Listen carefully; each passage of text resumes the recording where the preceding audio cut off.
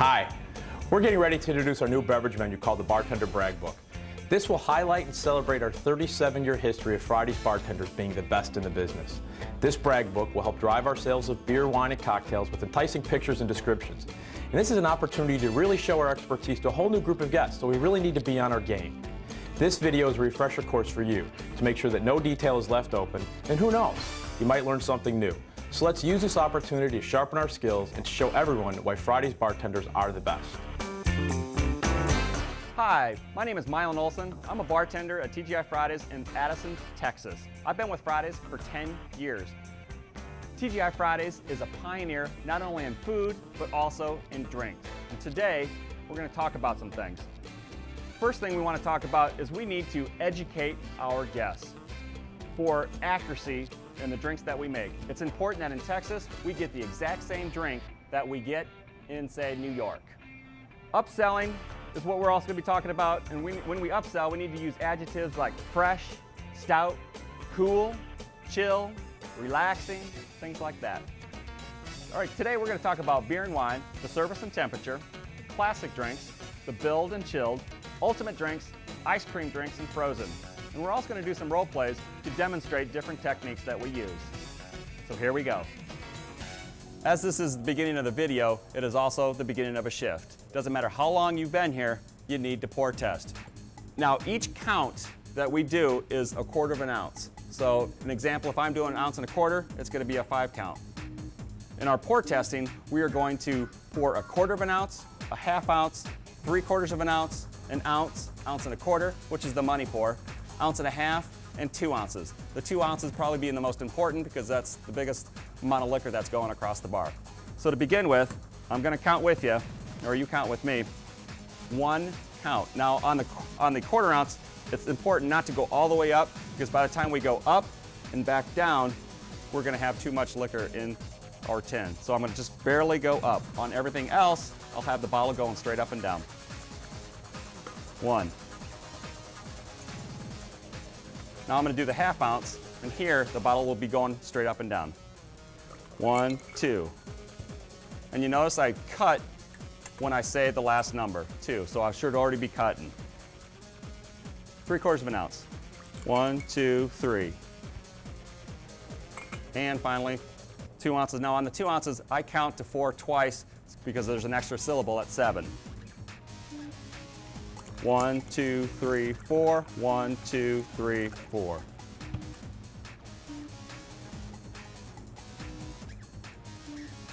All right, let's see how I did. And the way that you read this is you have these 2 dashed lines on either side of the pour. And what that is, it's an 1/8 of an ounce difference, either low or high. So if I'm within these 2 lines, then I have a good pour. And looking over this, I'm a little bit high on a couple of them. So what that tells me is I have to speed up my count so that it will lower that, not have as much liquid in there. Now it's very important that when you're pour testing that you get it right. And the reason why you need to get it right is for the quality of the drink. If any one liquor is poured incorrectly, it's going to totally affect the taste of the drink. And that's no bueno.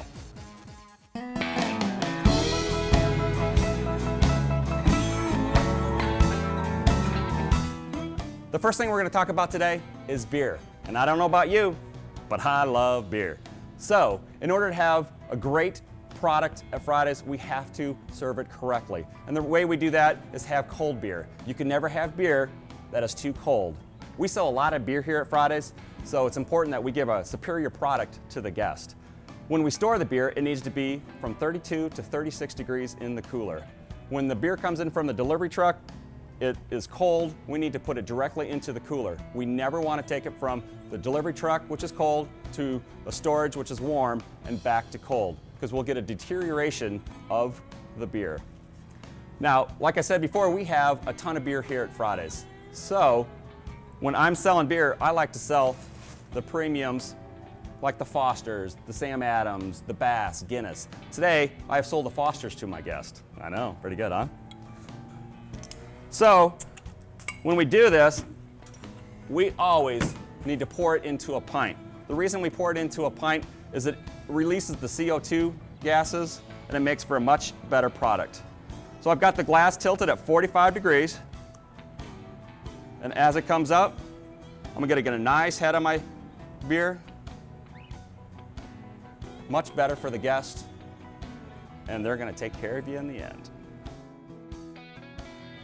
Okay, I'm gonna do an example right now where I'm going to pour each one of these beers, one into a cold frosted glass and one into a room temperature glass, and I'm gonna let you see the difference in temperature.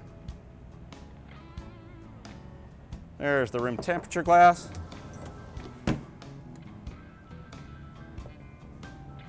And there's the Frosty. Just look at the difference in these two. Okay, the temperature of this beer is 41 degrees. Unbelievable. The temperature of this one, 37.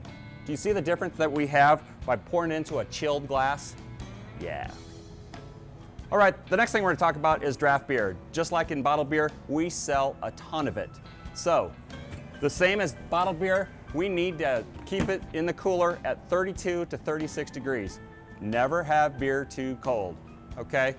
When the beer comes in from the truck, it's chilled. It needs to go directly into the cooler, because if it sits out for any extended period of time, it's gonna get skunky, cloudy, and it's not gonna be a very good tasting beer for our guest. Do you like that? Now, as we're pouring this beer, we need to have the glass move up so that we get a nice 3/4 of an inch of head. And there you go, a perfect beer.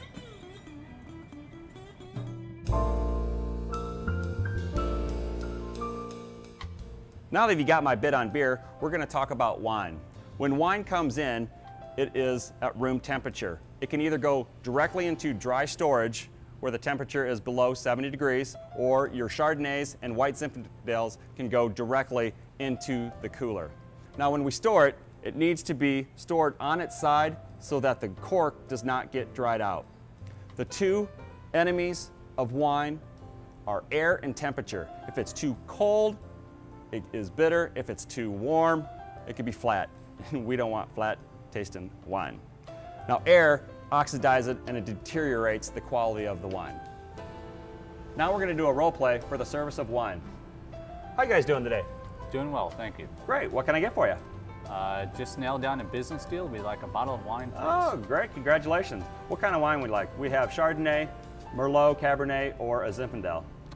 Go for a white wine, please. White wine. I suggest the Candle Jackson. It's a very good Chardonnay. Fantastic. Great.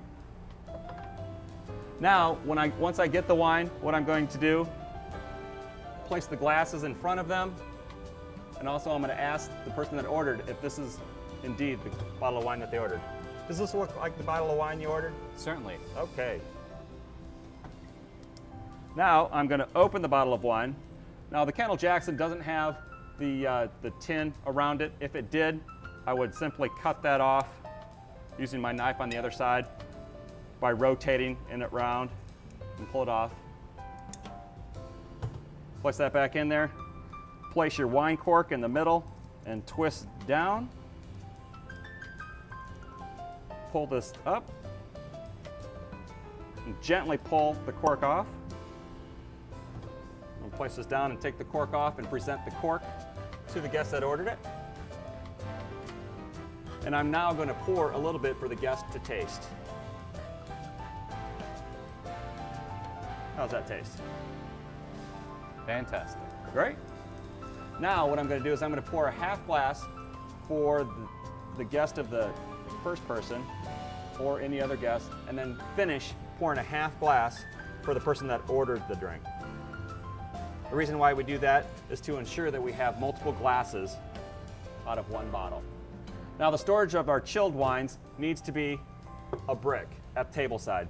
So I'm simply going to take the wine and place it in the brick. Now the storage of the brick needs to be a specific way. What we do is we take ice and water, fill it to the top, let it soak for 3 to 5 minutes, and then we dump the ice and put it into the chill. That is the service of wine.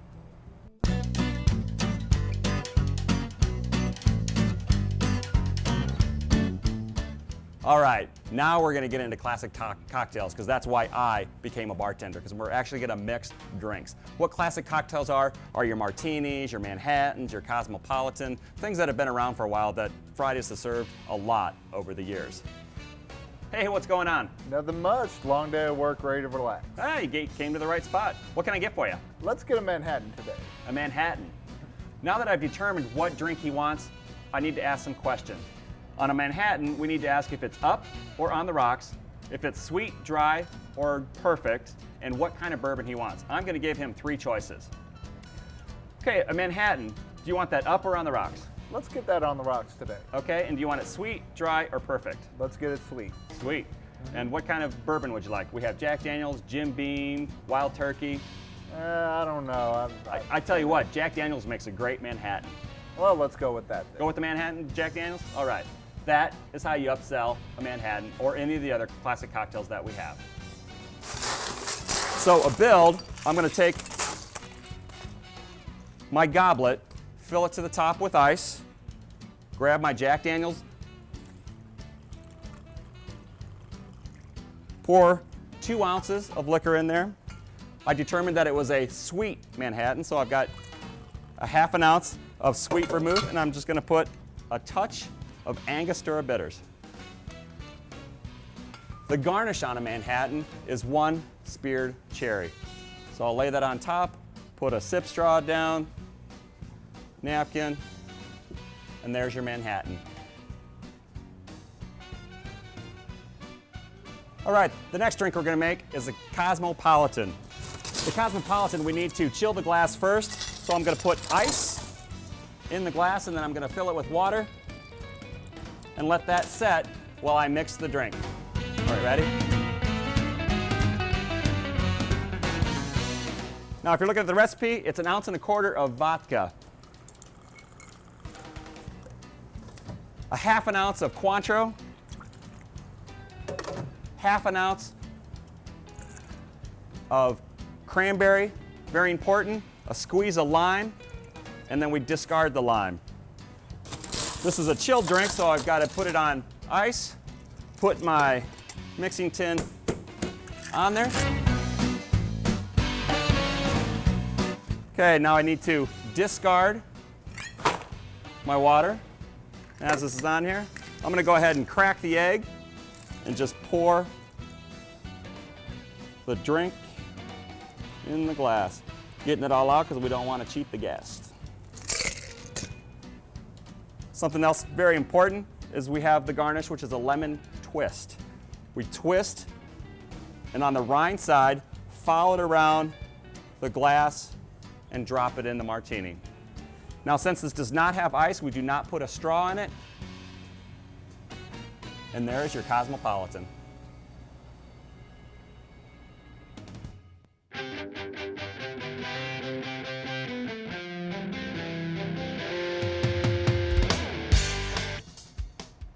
Moving on from beer, wine, and classic cocktails, we're now going to talk about ultimates.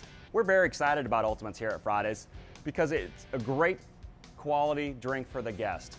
And what I mean by that is it's better liquors, better tasting, and more volume. For an example, the margarita. Instead of your well tequila, you get Jose Cuervo Gold. Instead of triple sec, you get Grand Gala and Cointreau. All ultimates are made in either a tin or into a blender, with the exception of the Bloody Mary. And while we're talking about Bloody Mary, it's important to ask the guest if they want a spicy Bloody Mary or a regular Bloody Mary. If they want it spicy, we make it with the Buffalo Mary Mix. Now, when we're talking about in the tin, we put it with ice, and that ensures that the drink is cold and it blends all of the ingredients together. Hey, how are you doing today? Doing well, thanks. Great. What can I get for you? Can I get a margarita? Margarita. Would you like that regular or ultimate? What is an ultimate? An ultimate is a blend of our finer liquors. It's got our premium tequila, which is our Jose Cuervo Gold, and instead of triple sec, we have Cointreau and Grand Gala. Hook me up with an ultimate, please. Okay. Would you like that on the rocks or frozen? On the rocks, please. On the rocks. And salt? No salt? Definitely salt. Yeah, I gotta like the salt. All right. That's how we sell to an ultimate. We don't always want to assume that the guest is going to get an ultimate when they order a margarita. From my guest, I've already determined that it's an ultimate margarita with salt and on the rocks. So the first thing I'm going to do is grab my glass, put salt on it, and fill it to the rim with ice. Grab my tins. Now here I'm going to put ice in the tin per the recipe. Grab my Jose Cuervo Gold, 1.5 ounces. My Cointreau and my Grand Gala, 1/2 ounce, and I like to put it in one hand because it's faster and it looks good. 2 ounces of the margarita mix.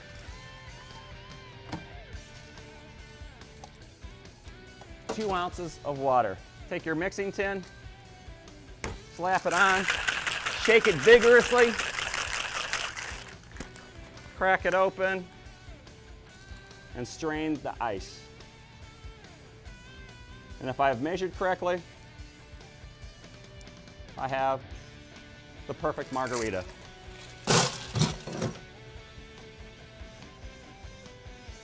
And remember, no drink is complete without a fresh garnish. It's all about the presentation, style, and substance of the drink. Here is your ultimate margarita.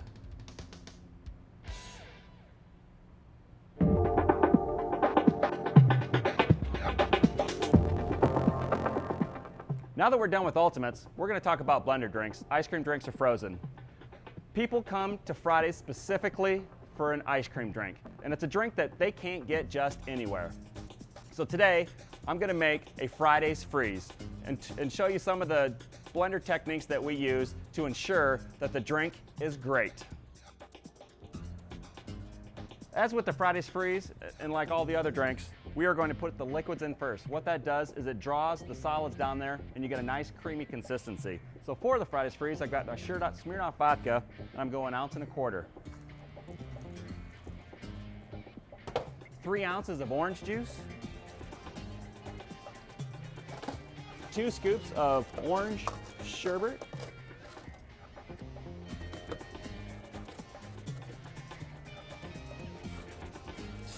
and 1/2 scoop of crushed ice. Now before I turn the blender on, I'm going to give you some basics of the blender. We always put the top on the blender, start it on low, never start it on high. If you start it on high, you tend to start burning out the blades and also the motor. That's not good. Once you turn it on, we're going to look on it. If it's not blending the way you want it to, go ahead and turn it on to high. Or if you don't feel that it's coming all the way down, go ahead and turn off the blender, let it settle, turn it back on. We never want to shake the blender.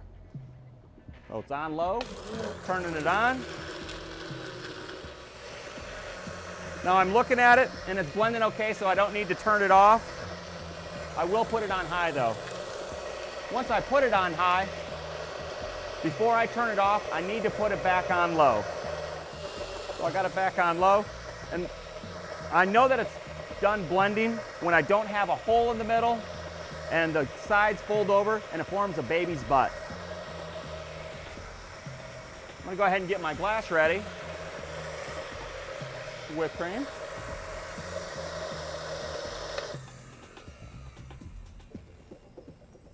Pour it into the center of the drink. You might need to tap gently on the side to get the last little bit. And I'm going to pour it so that it's a dime window.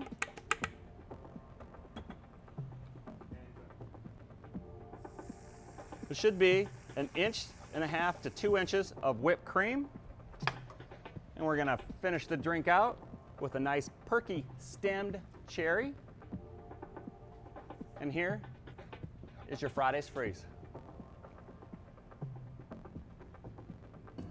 We have a lot of drinks. A guest might come in and give us a drink that we're not familiar with. So what we do is we need to familiarize ourselves with our manual. We have in that manual formulas. So if they come in and say they want a 2-liquor juice drink, we know how to make it. Now we can't talk about alcohol without bringing up RAS, Responsible Alcohol Service and Sales. You need to re-familiarize yourself with that. And remember, when working, You need to have fun.